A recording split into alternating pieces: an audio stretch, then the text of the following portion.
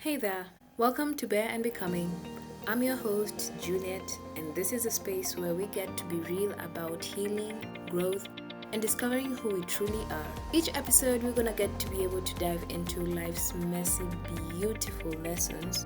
We share stories, reflections, and practical insights to help you grow one conversation at a time.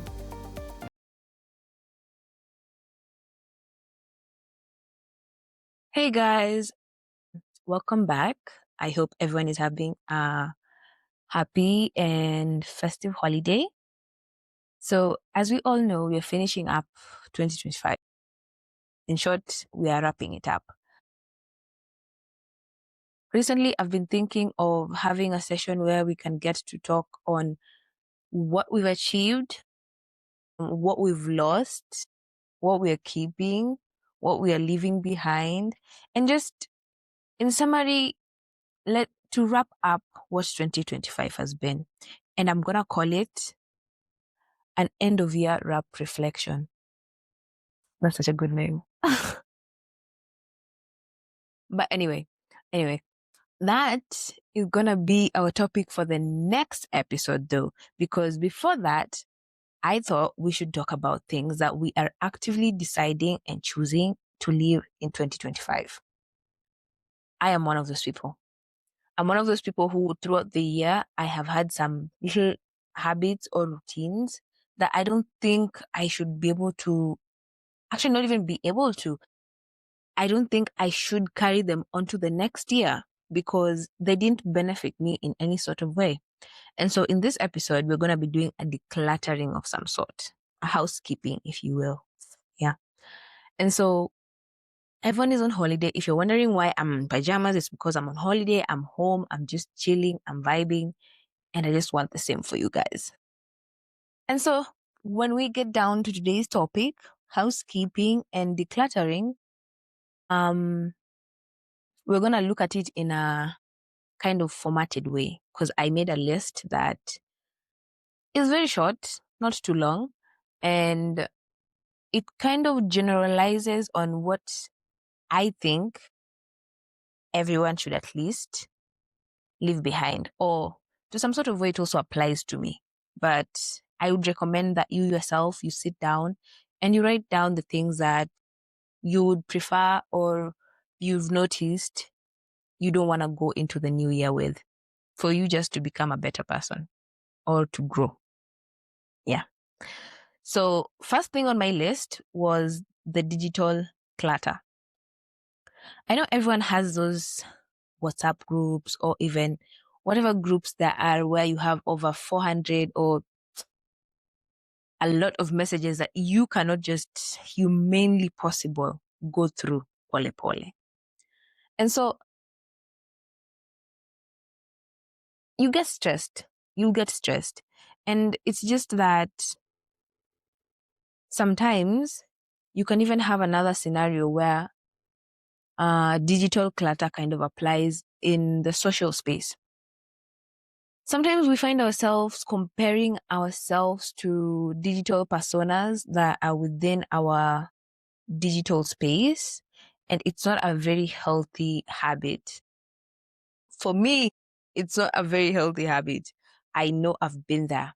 I've been at a point where I'm looking at someone else online and I'm like, am I behind in life? And what am I doing with my life?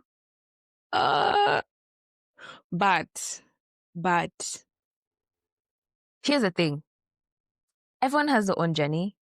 And I came to realize that this is my own and that is theirs. So why am I comparing myself? Neither should you. So with the digital persona decluttering, I would say this is just an exercise that I would advise. Something I did. During the course of the year, I came to realize that my digital space did not reflect entirely to who I was. I was like, why am I getting all these things I don't like? Why am I getting plumbing? Why am I getting this? Why am I getting this? That's not who I am.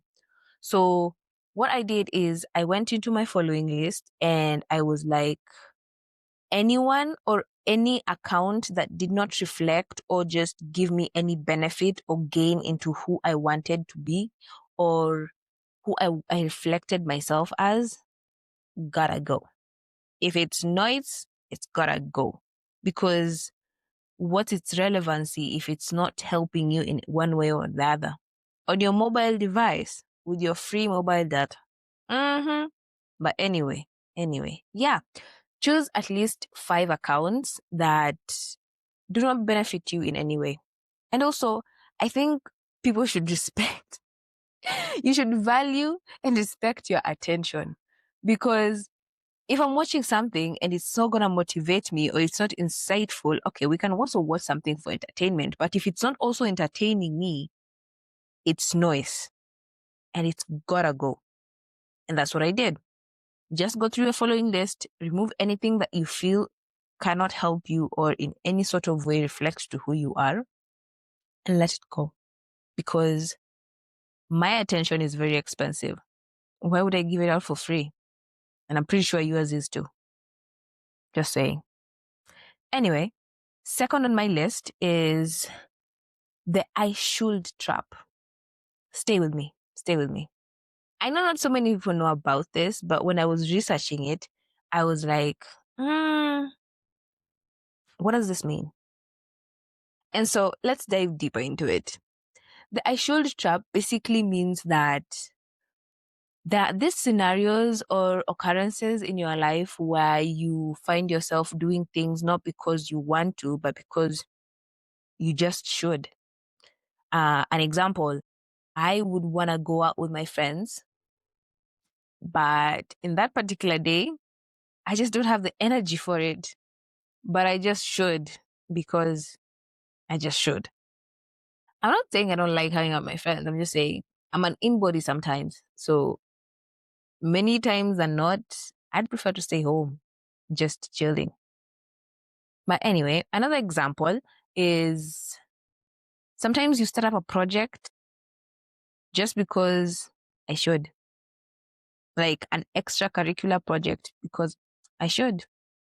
And so this trap is basically a no for 2026 because I need and you need permission to leave that guilt back into 2025.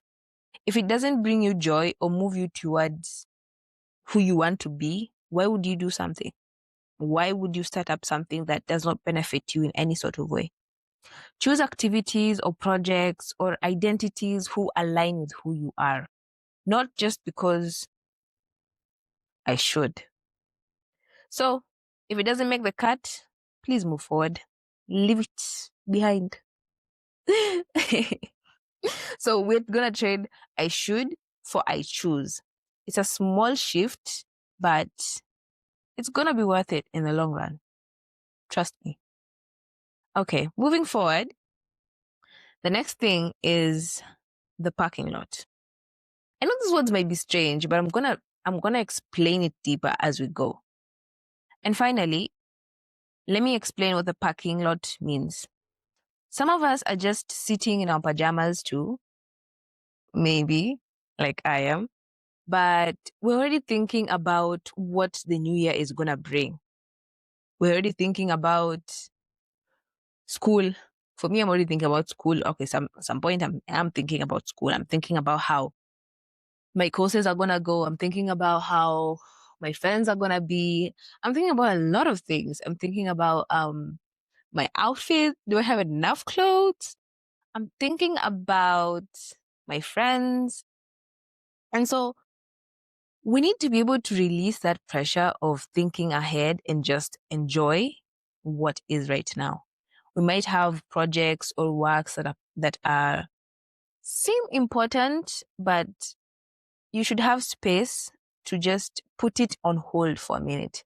If it's 2 hours, if it's 1 day, if it's a week, you choose. Just take an hour or the amount of time that is beneficial for you and just breathe. Breathe for a minute because we don't want burnout. And it's never that serious. But then I also know it's that serious sometimes. But just take a minute to breathe and leave everything on hold as we finish up 2025. You deserve it. Don't feel embarrassed whatsoever. So just put everything in a mental parking lot. It doesn't need to be solved while you're eating your holiday hangovers. Wait, hangovers? No, leftovers. So decide to not worry about it until next year, second week of January, if you'd prefer, because we're reclaiming our vacation. We all need vacation. The body burns out, you know. That's it. Short and sweet. And hopefully it makes you feel a little bit lighter as you finish up this year. So go clear your deck and follow the noise, drop that guilt and pack the streets. We are making room because next week, for what we have planned, is it going to be next week though? Yes, next week. Our next and last episode is dropping next week, and we're going to be reflecting and detaching. Is it detaching? Reflecting, detaching, and then learning. Yeah. So we need to have that headspace. And this episode just basically provided that. I hope. Enjoy your peace, and I'll see you next time. Love you guys. And thank you for watching. If this felt like it resonated with you, leave a comment.